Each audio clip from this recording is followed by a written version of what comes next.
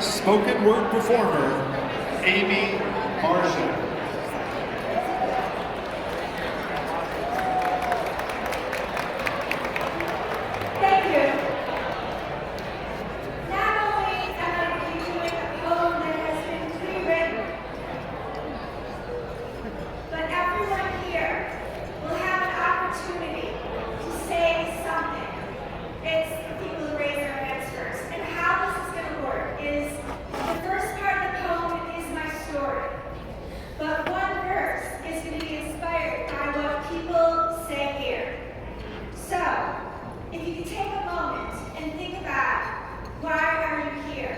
What about the Kempe Foundation inspires you?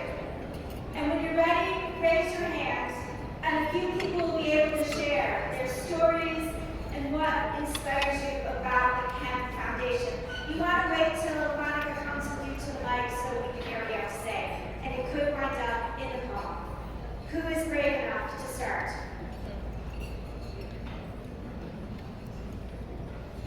To say something that inspires you and why you are here. Right here.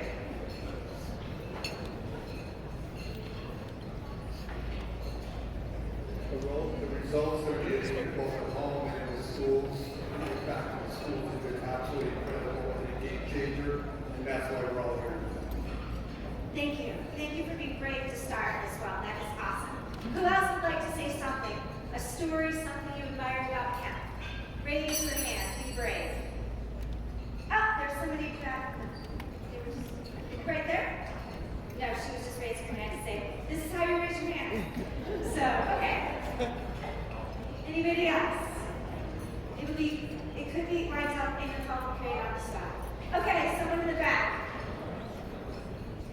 There's someone in the back. They're pointing to someone in the back. I cannot see because the lights are tremendous. Okay, right there. Perfect. Thank you. So inspiring to me is that think about the organization that started way back with Dr. Kempe, created this amazing organization, foundation based on really taking care of our children. Put it closer. Taking care of our children. So as Dr. Kempe, he created the organization, take care of our children. And for me, the story that I believe is the greatest is that I see every day how the Kempe Foundation has impacted families across Denver and across the region. And we should all be proud to be here today to represent what Dr. Kempe's legacy started. Thank you so much. Who else? We've got one more person we can have. Raise your hand if you are brave. In the very, very back, that purple lights.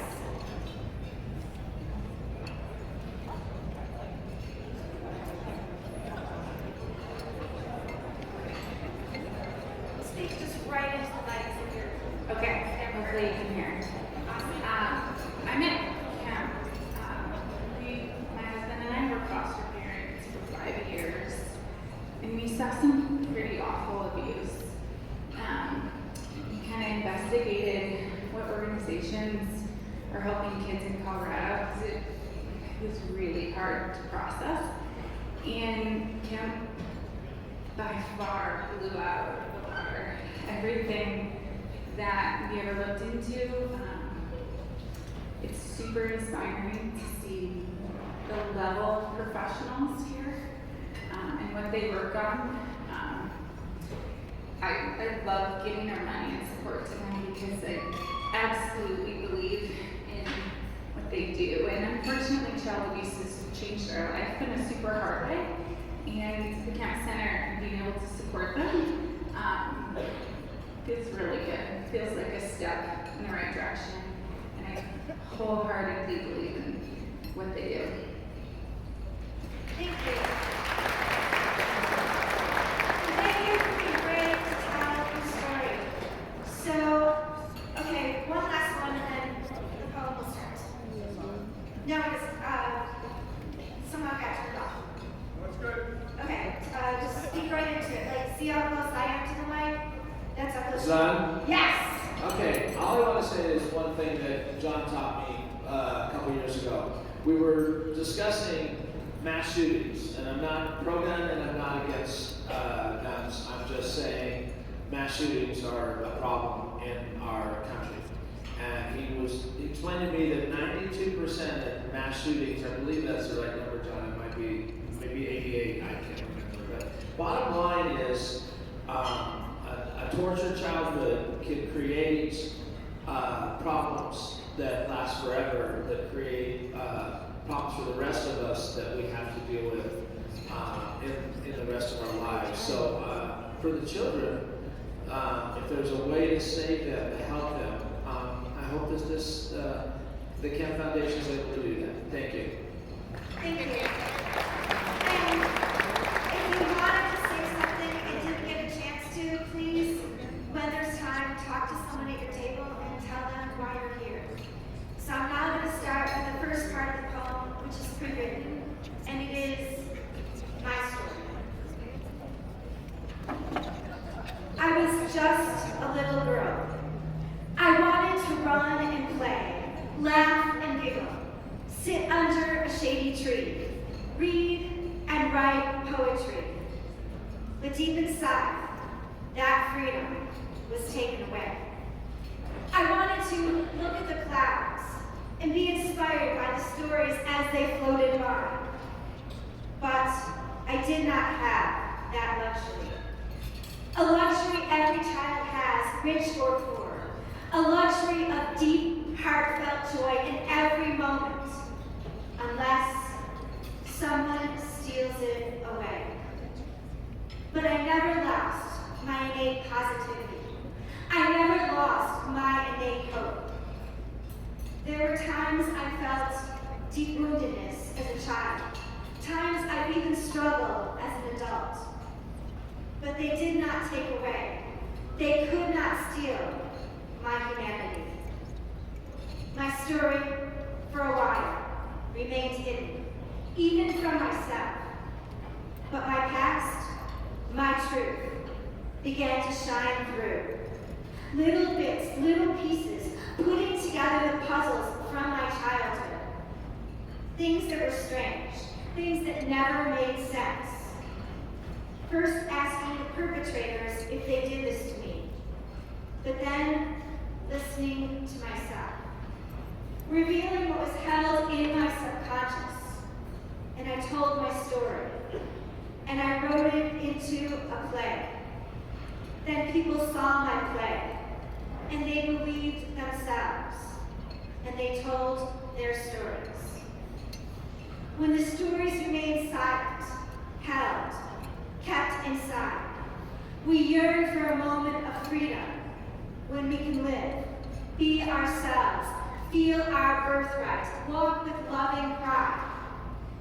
As a child, I longed to be an actress, so I could have a perfect TV family, a family that acted as if they loved their children, a family that acted as if they would protect their children, things my family never did.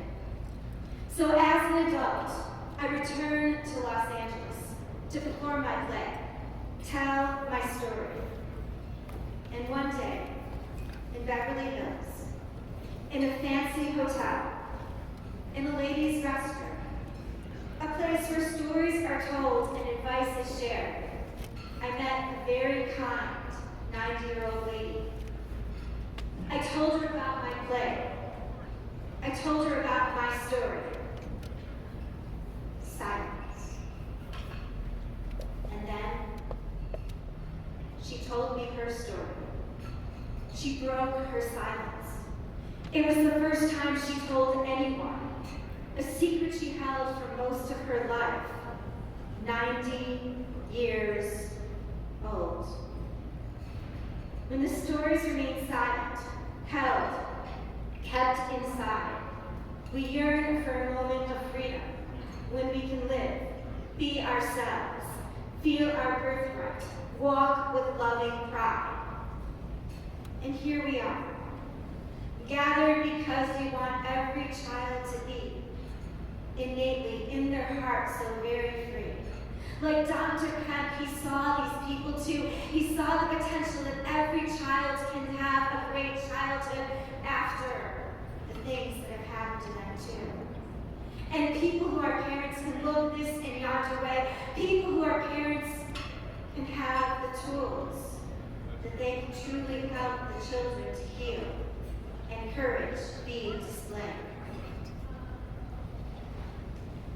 When the stories remain silent, held, kept inside, we yearn for a moment of freedom when we can live, be ourselves, feel our birthright, walk with loving pride. If this poem could have one person speak, if this poem could have one person no longer trapped in their silence, I have done my job. Hope begins